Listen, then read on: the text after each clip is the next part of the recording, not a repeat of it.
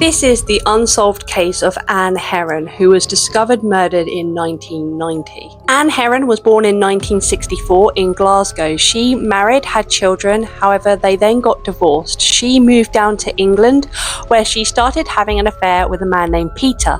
Peter was married with children himself. He got divorced and then ended up marrying Anne the same year. They moved to County Durham, which is in the north of England. Peter worked just down the road from their house.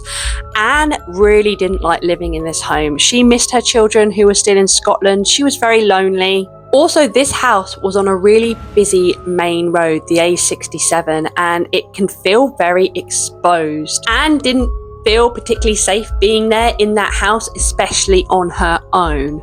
Now, on the morning of August the 3rd, 1990, Anne went shopping with her friend, and her friend said she seemed in really good spirits and a happy mood. She returned home to have lunch, and Peter would always return home to have lunch as well. So they were there, and she said to Peter that she was going to go sunbathing in the garden in her bikini. England at the time was having a heat wave, and it was actually the hottest day of the year. Peter left around 2 p.m. and Anne got a phone call around 2:30 from her friend. They spoke, and her friend said that she seemed very happy, very normal, nothing suspicious at all. At 3:30 p.m, a friend on a bus passed Anne's house, and she actually saw her sunbathing in the front garden.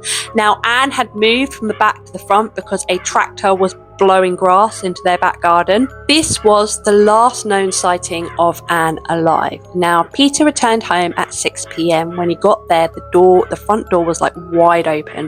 The dog was outside and the radio was still on.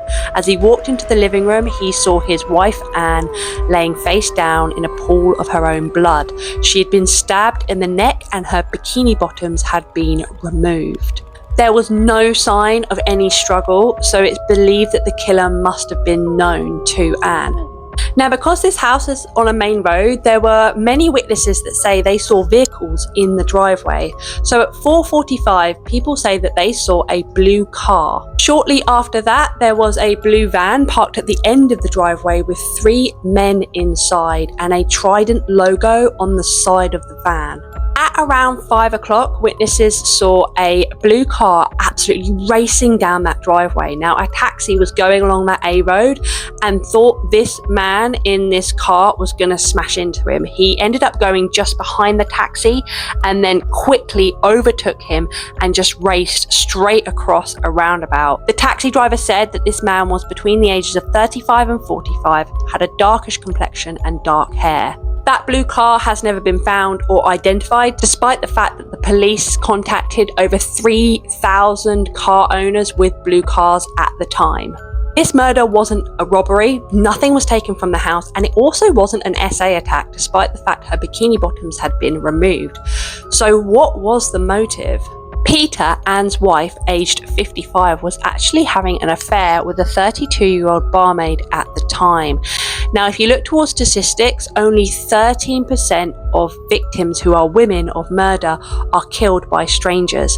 37% are killed by their husbands, so the police start to hone in on Peter and his whereabouts. Peter said he had a meeting quite far away, and he left that meeting at 4 p.m. and took a long route back. Why? We don't know. But because of this, a lot of the time between 4 and around 10 to 6 is actually unaccounted for.